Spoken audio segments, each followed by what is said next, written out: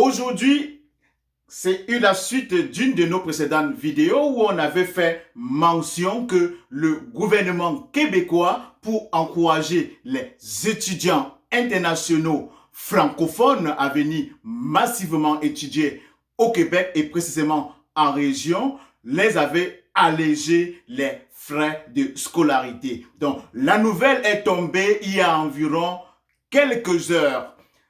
Effectivement, on a longtemps attendu cette bonne nouvelle, celle de savoir, beaucoup d'entre vous m'avez posé la question de savoir quelle est la liste des universités ou bien des cégeps admissibles à cette exemption de frais de scolarité. C'est de ça qu'il est question dans cette vidéo. Donc, si en ce moment tu regardes cette vidéo et que tu projettes l'année prochaine, plus précisément à l'automne 2023, venir étudier au Canada et que tu veux profiter, tu veux bénéficier de l'exemption des frais de scolarité, reste scotché jusqu'à la fin parce qu'on va dérouler de fond en comble les universités et les cégeps admissibles. Donc, comme d'habitude, on va se retrouver après le jingle.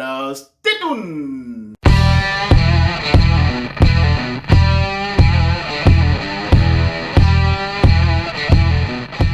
Coucou mes futurs Canadiens, une fois de plus très content de te retrouver en cette belle journée ensoleillée. Donc la température, la météo qui fait en ce moment, on se croirait vraiment en printemps. Aujourd'hui, nous le sentons quasiment 8 à 10 degrés. Pourtant, nous sommes bel et bien en décembre qui annonce sensiblement, qui annonce prochainement l'hiver. Ce n'est pas le but de la vidéo. Donc, si tu arrives sur cette chaîne pour la première fois, mon nom à moi, c'est Elvis Marcelin, communément appelé par les amis Bobby Smako, le maestro. J'ai créé la chaîne Pensons Business et Immigration pour t'aider à toi, futur Canadien, de réaliser ton rêve canadien.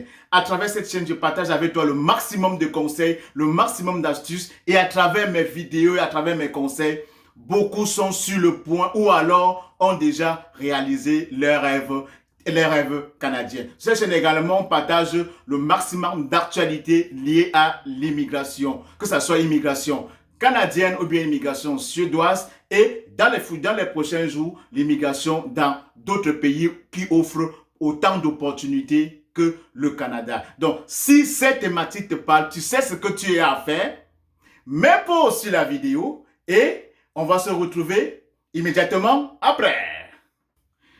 Maintenant que tu l'as fait, comme je l'ai dit à l'introduction ici, le but fondamental, le but de cette vidéo, c'est de te faire part de la liste des universités et cégeps qui sont admissibles à l'exemption des frais de scolarité. Donc, si tu n'avais pas regardé, j'avais justement fait une vidéo à ce sujet. Je laisserai le lien de cette vidéo en haut de celle-ci. Je t'invite fortement à aller la visionner. Dans la vidéo précédente, dont le lien est en haut, tu verras toutes les conditions à remplir pour pouvoir être éligible à l'exemption des frais de scolarité pour les étudiants internationaux francophones. Donc, juste pour te situer un tout petit peu un petit rappel de mémoire, c'était beaucoup plus dédié aux étudiants internationaux français qui parlent français et il fallait vraiment être éligible, il fallait vraiment choisir les cégeps ou universités qui sont vraiment éloignées de la région métropolitaine de Montréal. C'est-à-dire qui sont vraiment en région. Donc, on va se retrouver derrière, donc tantôt, on va se retrouver derrière mon écran. Je vais dérouler avec vous la liste de ces universités. Et de mémoire également, je vous avais dit que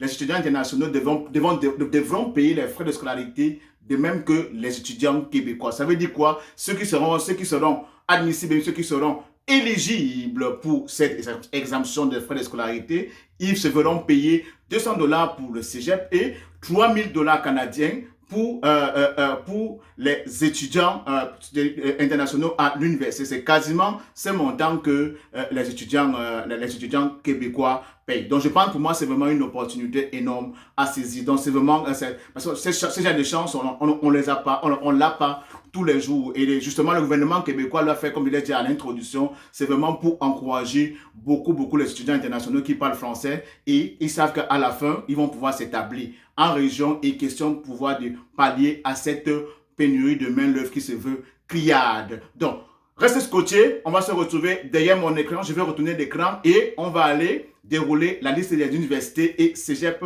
admissibles. Donc, comme je l'ai dit dans la vidéo, que le gouvernement a enfin dévoilé la liste des établissements qui sont éligibles aux frais, aux exemptions des frais des droits de scolarité. Donc, c'est de ça qu'il est question devant cet écran. Donc, vous voyez déjà qu'on va parcourir tout ensemble, pour que vous puissiez vraiment voir de quoi il est question. Donc, ici, ils disent en grand titre, écrit en gras, ils disent exemption des droits de scolarité supplémentaires selon le programme d'études et la région. Donc, ils disent un nombre limité d'exemptions des droits de scolarité supplémentaire sera accordé à compter de septembre 2023. Très important, donc ça c'est pour la rentrée d'automne 2023 et non la rentrée d'hiver 2023.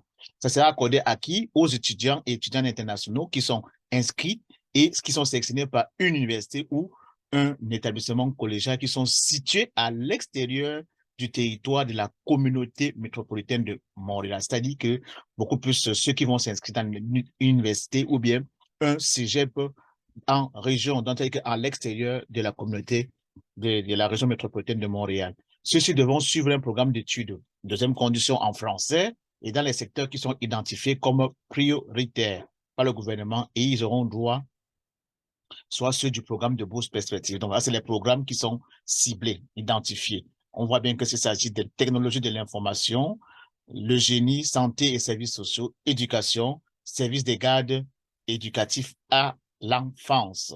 Donc, et grâce à ces exemptions, les étudiants ou étudiantes internationaux sélectionnés par un établissement d'enseignement qui répondront aux critères permettant les mêmes droits de scolarité que les étudiantes et étudiants québécois. Cette mesure va prendre fin à l'automne 2023.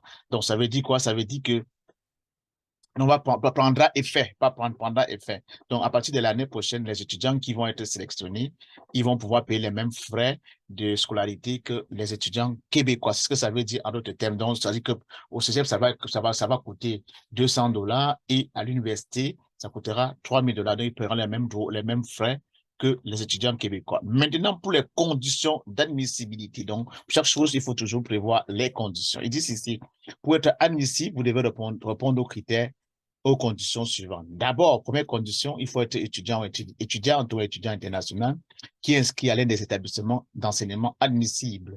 Deuxième condition, être inscrite ou inscrit à temps plein dans un programme d'études en français déterminé par l'établissement d'enseignants et lié à l'un des domaines identifiés comme prioritaires par le gouvernement du Québec. Troisième, le lieu d'apprentissage, c'est-à-dire le campus et de résidence doivent se trouver au Québec et situés à l'extérieur du territoire de la communauté métropolitaine de Montréal durant vos études. Ceci, ça veut dire quoi? Ça veut dire que votre lieu d'études, comme d'apprentissage, c'est-à-dire que le campus va être vraiment en région et ainsi que votre lieu de résidence. Donc, si vous inscrivez, par exemple, à Québec et que vous étudiez à Québec et vous résidez, par exemple, à Montréal, vous n'êtes pas éligible. Ça veut dire que si vous inscrivez à Québec, il va falloir que vous étudiez à Québec et que vous résidez à Québec pour pouvoir être admissible. Donc, c'est vraiment très important d'observer ces trois conditions. C'est simple que ça. Il faudrait que votre programme soit vraiment un programme d'études en français et, comme on dit, dans l'un des domaines prioritaires que voici. Les 5 domaines prioritaires que voici. Donc, maintenant, ce qui est vraiment attendu, ce qu'on attendait depuis, est enfin là. Donc, maintenant, les établissements d'enseignement et programmes admissibles. Donc, pour ce qui est des établissements d'enseignement, les formations universitaires, donc on dit que chaque université admissible doit être responsable de la gestion des exemptions et de la sélection de ses candidats. Vous devez communiquer avec l'université de votre choix pour avoir plus d'informations. Donc, parlant des universités, vous savez que chaque université est autonome. On parle des universités, on voit qu'il y a l'Université du Québec en Abitibi-Témiscamingue, l'Université du Québec à Chicoutimi, l'Université de Laval, l'Université du Québec en Ottawa, l'Université du Québec à Rimouski, l'Université de Sherbrooke et enfin l'Université du Québec à Trois-Rivières. Donc ça, c'est pour ce qui est des universités. Donc, ça, c'est des universités qui sont admissibles. Maintenant, pour les collèges publics ou encore les cégep, nous avons cégep de l'Abitibi de Mengaminsk, le collège d'Allemand, le cégep de Baie-Comeau, le cégep Beauce-Appalaches, cégep de Chicoutimi, le cégep de Drummondville, le cégep Garneau, le cégep de la Gaspésie et des Îles, le cégep de Granby, le cégep de Jonquière, cégep de Lévis, le cégep de la Naudière à Joliette, le cégep de la Pocatière, le cégep de Limoilou, le cégep de l'Outaouais, le cégep de Matane, le cégep de Rimouski, le cégep de Rivière-du-Loup, le cégep de Saint-Félicien, le cégep de Saint-Hyacinthe, waouh, cégep de Saint-Jean-sur-Richelieu. Oh, j'ai étudié, je connais bien ce cégep parce que j'y ai fait mes études pendant environ plus de 3 ans. Cégep de Saint-Jérôme, le cégep de Sainte-Foy, le cégep de Sept-Îles, le cégep de Shawinigan, le cégep de Sherbrooke, le cégep de Sorel-Tracy, le cégep de Thetford, le cégep de Trois-Rivières, le cégep de Valleyfield et enfin le cégep de Victoriaville ici au centre du Québec. Il y a également les cégeps privés conventionnés et subventionnés qui font partie, qui sont admissibles comme le collège Bard, le campus Notre-Dame de Foix, le collège Hélice, le collège La Flèche, collège O'Sullivan de Québec Inc., puis enfin le séminaire de Sherbrooke. Vous voyez que la mise à jour date du 7 décembre 2022, donc c'est vraiment encore tout à fait frais. Donc maintenant que vous avez pris connaissance, donc ne soyez pas inquiets, ne vous dérangez pas, je laisserai justement le lien dans la barre de description de cette vidéo. Vous aurez le temps vraiment d'aller de parcourir de fond en comble cette page. Donc, à vous de voir, la balle est dans votre camp. Donc, vous avez tout ce qu'il faut pour pouvoir bénéficier des frais d'exemption, des frais de scolarité. Vous avez les conditions, vous avez les établissements qui sont admissibles, vous avez également dans les conditions, les établissements, et vous avez également les programmes prioritaires. Donc, la seule chose qui vous reste à faire, c'est de passer à l'action. Et très important, je le redis encore, je l'ai dit dans la vidéo, on ne le dira jamais assez, parce qu'il y a beaucoup qui regardent les vidéos, mais ne regardent pas vraiment jusqu'à la fin, ou bien alors, ils ne regardent pas avec l'attention. Donc, c'est bien un programme qui va prendre effet à partir de l'automne 2023. En quelque sorte, ça veut dire septembre 2023 et non hiver 2023. Et pour votre information, les inscriptions, les admissions dans les universités et les cégeps admissibles ont déjà commencé. Donc, commencez déjà à négocier vos inscriptions et admissions pour pouvoir bénéficier. Et il faudrait cibler exactement ces établissements ou ces formations universitaires ou ces formations collégiales dont on a fait part dans cette vidéo. Donc, je vais retourner mon écran pour qu'on puisse conclure la vidéo. Maintenant que tu as pris connaissance de la liste des cégeps et universités qui sont admissibles à cette exemption des frais de scolarité, comme d'habitude, je ne vous dirai jamais assez, ne procrastine pas. Va parmi la liste des programmes ciblés. Je crois que d'après la vidéo, on en a ciblé 4. Il y a le génie, il y a technologie de l'information, il y a santé et services sociaux, il y a l'éducation et services de garde. Donc, si tu penses que c'est quelque chose qui t'intéresse, je t'invite fortement à demander ton admission dans l'un de ces domaines porteurs, dans l'une de ces formations gagnantes. Oui, parce que tu cours la chance de pouvoir bénéficier, de venir étudier presque gratuitement au Québec. Donc, sur ce futur Canadien, j'espère vraiment t'avoir donné le maximum de conseils et retiens très bien que ces exemptions de frais de scolarité rentrent en vigueur dès l'automne 2023. On parle de septembre 2023, pas pour la rentrée de janvier, parce qu'il y a beaucoup parmi vous qui m'écrivent. Ils disent non, j'ai eu mon admission pour janvier 2023. Est-ce que je peux avoir droit? La réponse c'est non. C'est pour ceux qui vont avoir l'admission pour l'automne 2023. Et en ce moment, il y a beaucoup d'universités, beaucoup de cégeps